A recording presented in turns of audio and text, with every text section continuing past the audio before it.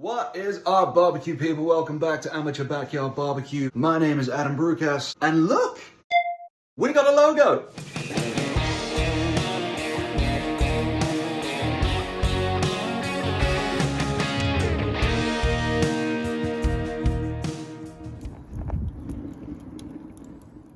A huge thank you to my good buddy Mr. Johnny Law for putting that together for me. Go and check out his YouTube channel if you want some fantastic insights on some terrible modern entertainment. I'll put a link in the description down below. Thanks, Johnny. Anyway, today we're talking about beef ribs. Alrighty folks, these are some absolutely stunning beef short ribs. Now these are without a doubt the most ridiculously marbled things I've ever seen in my life. Look at the marbling on that.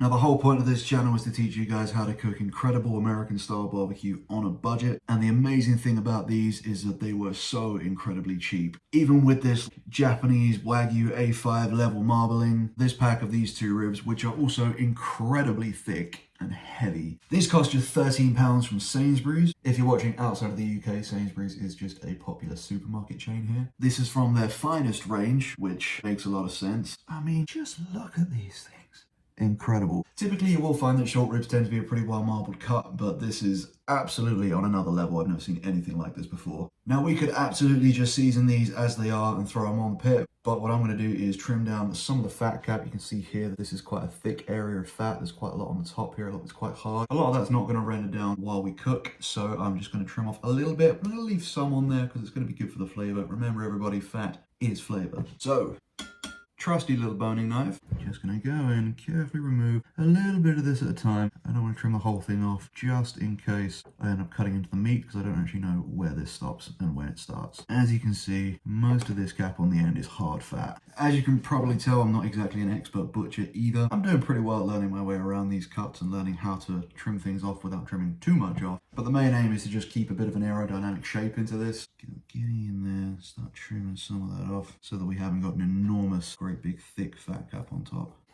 All of this lovely fat, obviously you don't have to throw this away. You can absolutely render all that down in a pan and make some beautiful beef tallow, which I probably will because it might help with this cook later on. Next step, as always, is going to be to dry brine these, which just means we're going to cover them in a good coat of salt, put them in the fridge on the cooling rack uncovered overnight. That'll help them to dry out a little bit and to absorb all the salt flavour into the meat. Going with trusty sea salt flakes. And just giving these good, even coverage. Focusing mostly on the sides, as anybody who is a fan of Googa will know, salt has a pretty hard time penetrating fat. We're still going to cover the fat, but it's not quite as important as getting it on the edges because it's not going to get through it. And I am going to do the underside because a lot of people like to cut this membrane off either before or after the cook. But I find it's just as delicious as the rest of it, so I'm going to season it. Alright, we got these nice and seasoned up and they're going to go in the fridge overnight uncovered until tomorrow. Alrighty blighty folks, it is day 2 and it is time for the rib rub. Let's see how our dry brine ribs are doing.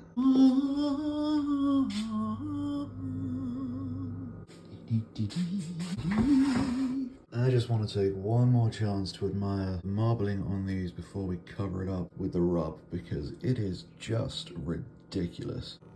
Alright folks, it's time to get a rub on these here ribs. Now, I'm kind of a traditionalist when it comes to rubs. I like the Texas philosophy of keeping it simple with just salt and pepper, maybe a little bit of garlic powder if you want to push the boat out a little bit. I don't think I could bring myself to put anything more complicated than that for the risk of losing any of that wonderful combination of meat and fat and smoke and fire flavor that's going to be poured into these anyway. We don't need to put any more salt on these because they've been dry brined, so they should have plenty of salt flavor. Now what I am going to do is apply a slather to these to help the rub stick. Normally that wouldn't matter too much, but as these have been dry brined, it's gone and dried out the surface of the meat quite a bit, so it's just going to give us a bit more of a tacky surface for the rub to stick to.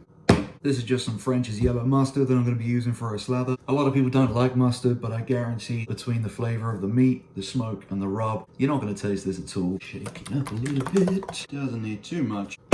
Just enough to get a nice even coverage. Probably should be wearing gloves to do this, but you know, you're not eating it, so nice and covered. So for the rub, we're going to keep things fairly simple and fairly traditional with just coarse black pepper and garlic powder. Starting on the bone side with a nice even coat. Carefully flipping them around to get all sides. Big pieces of meat like this can take a lot of seasoning. Don't forget the ends. Going in with the garlic powder. Same again, nice even coat. Not forgetting the sides. What a nice thick heavy rub like this is going to do is create a lot of surface area for the smoke to stick to during the cook. That's why we use coarse pepper, because it's really good at grabbing smoke. Now you absolutely could go a bit more complicated with the rub if you wanted to, but for the most part I just like to let the meat and the smoke speak for itself. That is these beef ribs seasoned up, and they're going to go back in the fridge to let the seasoning set just for a little while before we throw them on the pit. Now what I'm doing here is just rendering down some of that fat that we cut off the ribs earlier on to turn it into tallow. It's pretty simple, just throwing it in a pan on a medium-high heat, and I'm just going to keep an eye on it for about half an hour until all the fat's melted down and we're just left with little bits that will then strain out and be left with some beautiful beef tallow. Sizzling away. Just like that, we have a jar of beautiful beef tallow that we can use to drench our ribs later on when we wrap them up. Alrighty folks, it's been about an hour, so we're going to take the ribs out of the fridge to warm up to room temperature before we throw them on the pit. By now the seasoning will have had plenty of time to set, which I guess means it's just about time to... get a fire going!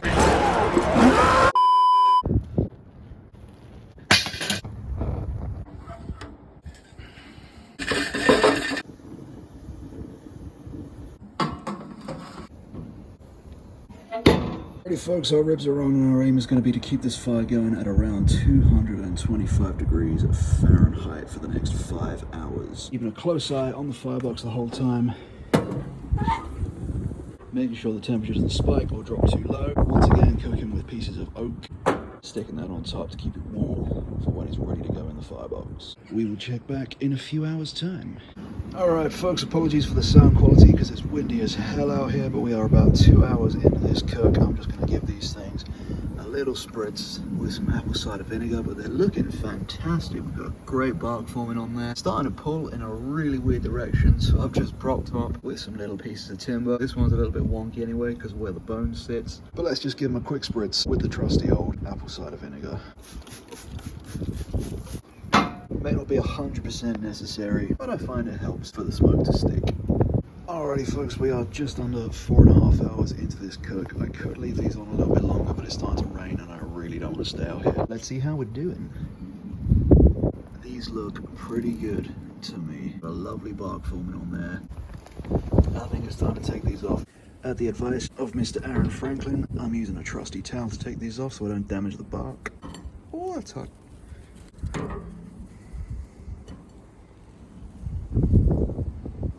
As you can see, these things look absolutely ridiculous. Look at the color. I just wish you could smell how good these things smell. But if you try this yourself, then you can. What we're gonna do now is wrap them up in foil nice and tight, throw in some of that beef tallow we made earlier, and stick these guys in the oven for the next 3.5 hours until they are probe tender.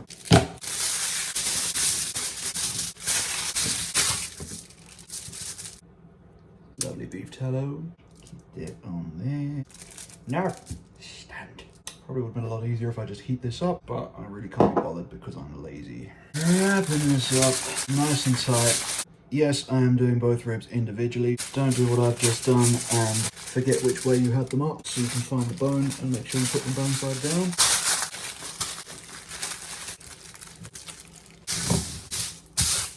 Look how weirdly this one shrunk. It's just pulled it right up. It's so strange. It looks kind of gross, but I promise this is going to make it taste amazing. Wrap it up. I'm going to wrap these lengthways as well, just to stop anything from seeping out the sides. That'll do. Now, as I said, all we're going to do is stick these in the oven on 120 degrees Celsius for the next 3.5 hours, just until they're probing nice and tender. 1 and 2. Got nice, quite wide grates in the oven, so it's much easier for keeping them upright, especially when the bones are sitting at a funny angle. But those should be just fine for the next few hours.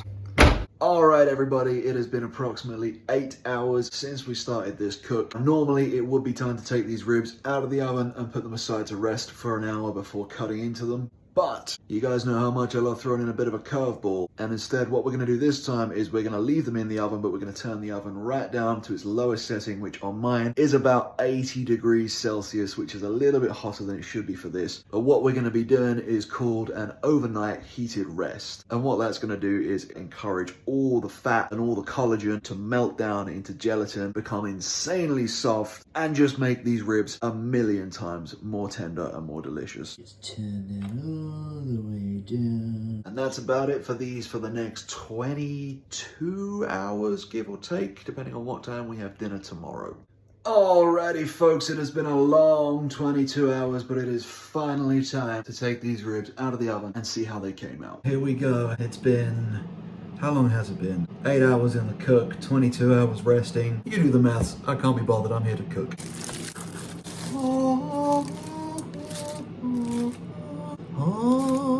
Oh my god, this thing looks absolutely amazing. Look at the bark, look at the color, look at the texture. It is so ridiculously tender. I think if I poke it too hard, I am going to put my finger through it. Well, these came out pretty much just as good as I could possibly have wanted. Let's see how all the bones come out. Is there really anything more to say than that? Well, that's enough of the teasing. Let's cut into them. First, I'm going to try to remove the membranes from underneath because they are just as delicious, but they've got a very different texture, so it's fun to kind of separate them. Didn't even need the knife. Oh, it's hot. Ha! Is he just stroking it off? Ah! Alright, let's see how these came out. Good God, look at that. They call it the Rolls Royce of barbecue for a reason. It really doesn't get any better than that, folks. Got a perfect little pink smoke ring on there. I'm telling you guys, the long, slow, overnight heated rest is the way to go. It can be a little bit daunting doing something like that, but it's absolutely worth it. Very carefully slicing these up. Well folks, that's about it for this video. All the information you need to do this yourself is going to be in the description down below. Go and get yourself some of these ribs. Follow the instructions in this video and I promise you results just like this.